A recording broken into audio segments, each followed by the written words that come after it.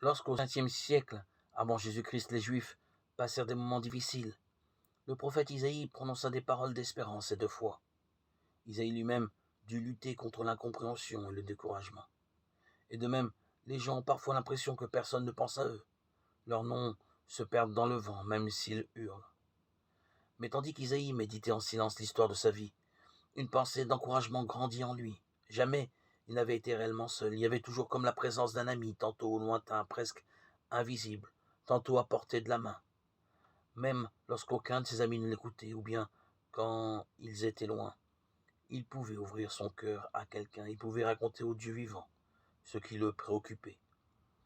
Isaïe exprime cette expérience dans une image d'une telle beauté qu'elle continue aujourd'hui à émouvoir les hommes en recherche. Regarde, dit Dieu, j'ai écrit ton nom dans la paume de ma main. La paume de ma main, je l'ai toujours devant les yeux. C'est comme une coquille qui me protège. Et Dieu ne peut regarder ses mains sans y lire ton nom et le mien, avec amour et tendresse. Même si notre nom ne devrait être écrit dans aucun agenda, il est tout de même dans la paume de la main de Dieu.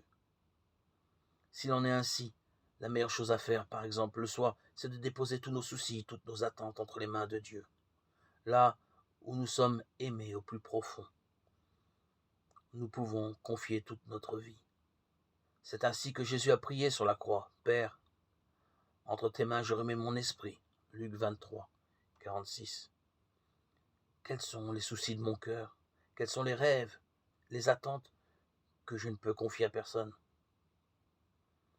Quand notre nom n'est peut-être qu'un numéro ou un cri sans réponse, quand je ne peux devenir moi-même nulle part, je veux croire, Seigneur, que mon nom est gravé dans la paume de ta main. Lis-tu mon vrai nom? Puis-je être pour toi ce que je suis? Me donnes-tu un avenir? En tes mains, Seigneur, je te confie ma vie.